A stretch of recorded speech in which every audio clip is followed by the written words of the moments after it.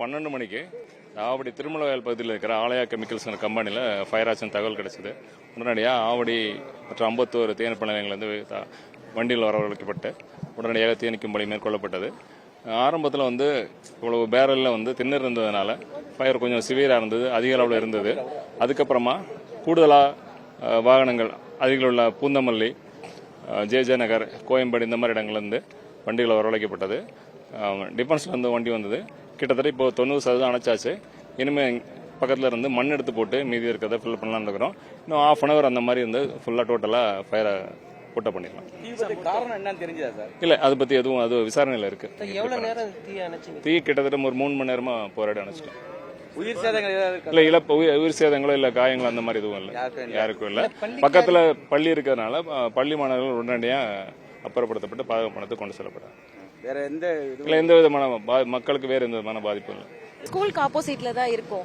இப்ப இவங்களோட சிஸ்டர், அவங்க பையன் எல்லாருமே ஓடி வந்தாங்க.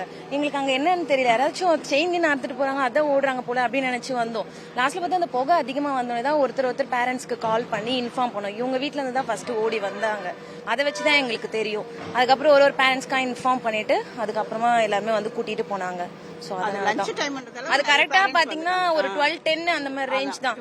என் ஃப்ரெண்ட்ஸும் ஆமா அப்படிதான் இருக்கும். அதனாலதான் பேரண்ட்ஸ்க்கு நிறைய ரீச் ஆச்சு. அதனாலதான் தெரியும். அதுக்கப்புறம் இவங்க ஓடி வந்ததை வச்சு நாங்க எங்களுக்கு தெரிஞ்சவங்களுக்கு எல்லாருக்கும் ஸ்ப்ரெட் பண்ணி சொல்லியிருந்தோம். இப்ப அதுதான் நாங்களும் நினைக்கிறோம். இப்ப இன்கேஸ் ஒரு 2 o'clock அந்த மாதிரி இருந்தா எங்களுக்கு எதுவுமே தெரிய போகுது இல்ல. அது எங்க இருந்து வருதுன்னு எங்களுக்கு தெரியாது இல்லையா. வெறும் புகை மட்டும் தான் எங்களுக்கு தெரியும். சோ கரெக்டா அது கடவுளோட இதுதான் நினைக்கிறேன். ஒரு 12:10க்கு கரெக்டா அது வந்திருக்கு. 12:10 to 12:15 அந்த ரேஞ்சில இருக்கும். குழந்தைங்களோட நிலைமை பாத்தீங்கன்னா அவங்களுக்கு போன் பண்ணி அம்மா கிட்ட பேசவே முடியல. அவங்க கத்துறாங்க. நாங்களும் அவங்களுக்கு சரி பேச முடியாத நிலைமையில நாங்க போன் வாங்கி பேசணும். 5th வரைக்கும் 6th வரைக்கும் அதுல இருக்காங்க. சொன்ன புகை பார்த்ததுமே வெடிச்சதுமே டீச்சர்ஸ் இந்த பசங்க எதுவுமே பேச முடியல எல்லாமே. அதனால சொல்றாங்க இங்க நெருப்பு வந்ததுன்னு சொன்னாங்க. நாங்க உடனே வெளியே பார்த்தா மொத்த பசங்களும் சேஃபா கூட்டு போயாச்சு. நாங்க சரிங்களா 12:15 ஃபயர் வந்ததுங்க. 12:15 சொன்னோன்னே அண்ணாலாம் எல்லாரையும் கூப்பிட்டாங்க. எல்லாருமே கூட்டு போயாச்சு. என் பசங்க 2 பேர் இங்கதான் படிக்கிறாங்க. எங்க வீடு பக்கத்து வீடு. எங்க பேரன் இதுல 10th படிக்கிறான். அவனுக்கு சாப்பாடு ரெடி, கிச்சன் இந்த பக்கம் தான் இருக்கு, ஸ்கூல் பக்கம். கிச்சன்ல சாப்பாடு எடுத்து வச்சிட்டு இருக்கும்போது 3 தடவை வெடிக்கிற சத்தம் வச்சுட்டோம்.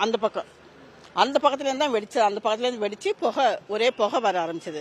உடனே நான் என்ன பண்ணேன், ஸ்கூல்ல அந்த பக்கம் ஏதோ ஒரு ஆபத்து அப்படின்ட்டு நானும் எங்க வீட்டுல எங்க தங்கச்சி எங்க பையன் எல்லாம் இறங்கி ஒரே ஓட்டம் ஓடியாந்தோம். ஏன்னா எங்க பையனை கூட்டு வரதுக்காக பேரன் இருக்கானே, எல்லாம் ஸ்கூல்ல ஏதோ ஆயிடுச்சு, பிள்ளைங்களை காப்பாற்றுமா. ரொம்ப கரும்புகை நெருப்பு எல்லாருமே. அப்புறம் அதன் பிறகு நாங்க ஓடியாந்ததை பார்த்து தான் தெருவில் எல்லாம் என்னாச்சுன்ட்டு ஓடியார ஆரம்பிச்சாங்க.